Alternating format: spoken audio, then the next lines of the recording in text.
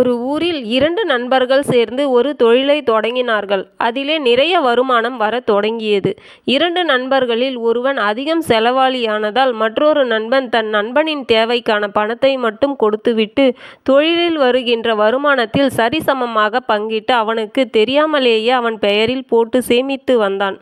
இது அந்த செலவாளி நண்பனுக்கு தெரியாது. அதனால் அவன் தன் நண்பன் மீது வீணான சந்தேகப்பட ஆரம்பித்தான். இவ்வளவுக்கும் அந்த தொழிலில் இவன் முதலீடு என்று ஒரு பைசா கூட கிடையாது. பழகிய நட்பிற்காக அவன் செய்யும் உபகாரத்தை கூட மறந்து அவனை இவன் சந்தேகப்பட ஆரம்பித்தான். நாளடைவில் அந்த சந்தேகம் வலுத்தது. அது ஒரு நாள் வெளிப்படவும் செய்தது. ஆமாம், தன் நல்ல நண்பனை இந்த செலவாளி நண்பன் தன்னுடைய சந்தேக புத்தியால் அவனிடம் சண்டை போட ஆரம்பித்தான். இந்த செலவாளி நண்பனின் நடவடிக்கையே நல்ல நண்பனுக்கு ஆச்சரியமாக இருந்தது. என்னாச்சு இவனுக்கு என்று நினைத்தான். அவன் அப்படி நினைக்கையில் இவனே சொல்லவும் செய்தான். டேய், நாம் இருவரும் சேர்ந்து செய்யும் தொழிலில் நீ ஒருவன் மட்டுமே சுகமாக இருக்கிறாய். எனக்கு அன்றன்று ஏதோ கொஞ்சம் பணம் தருகிறாய். மீதம் வருகின்ற லாபத்தை எல்லாம் உன் ஒருவன் பெயரிலேயே அபகரித்து கொள்கிறாய். இதற்கு பெயர்தான் நட்பா என்று கேட்டான். இதற்கு வேண்டி நான் உனக்கு மாடாய் உழைக்க வேண்டுமா? நீ நல்லா இருக்க நான் கஷ்டப்படணுமா?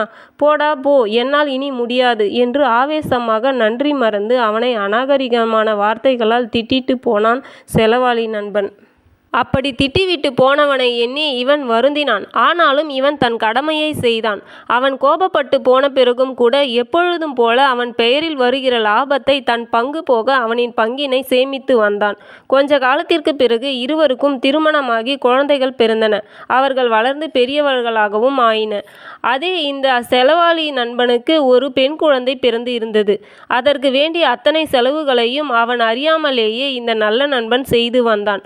அந்த பெண் பிள்ளை படிப்பது, விசேஷங்களை அனுபவிப்பது, வாழ்வில் உயர்ந்த நிலையை அடைவது என அனைத்திற்கும் இந்த நல்ல நண்பன் ஏதோ ஒரு வகையில் மறைமுகமாக உதவியாளனாகவும் அனைத்திற்கும் உரியவனாகவும் இருந்து வந்தான். இது இப்படியே இருக்க ஒரு நாள் அவன் தன் பழைய நண்பனான செலவாளியை காண போனான்.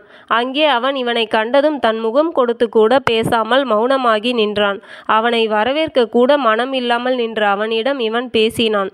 ஏய், என் இனிய நண்பா, வாழ்க்கையில் எல்லா உறவுகளும் வரும் போகும். ஆனால் நட்பு மட்டுமே அரிதாக தோன்றும். அப்படி அரிதாக தோன்றும் நட்புக்கிடையில் ஒருபோதும் சந்தேகம் வரக்கூடாது.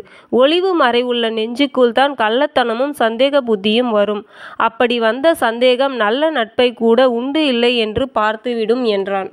ஆனால் என்னை பொறுத்தவரை என் நட்பை மதிக்கிறேன். இதுவரை அதற்கு நான் முக்கியத்துவம் கொடுத்து வருகிறேன். இனியும் கொடுத்து வருவேன்.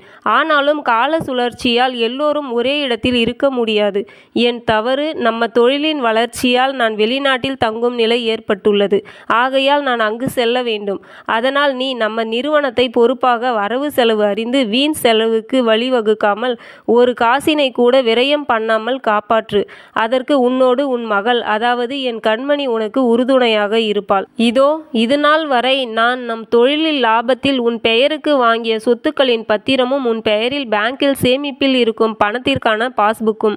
நண்பா, காசு உண்டு பண்ணுவது கடினம். அதை வீணே செலவழிப்பது சுலபம். உன் சுபாவம் அறிந்துதான் நாளை உனக்கென்று இருக்க வேண்டுமே என்று எண்ணித்தான் நான் உன் அனுமதி கூட பெறாமல் இதையெல்லாம் செய்தேன். இதிலே என் மீது ஏதாவது தவறு இருந்தால் என்னை மன்னித்துக்கொள் என்று கூறி அவன் கொண்டு வந்த பத்திரம், பேங்க் பாஸ்புக் அத்தனையும் அவன் கையில் கொடுத்துவிட்டு வருகிறேன் என்று கூறி விடை பெற்றான்.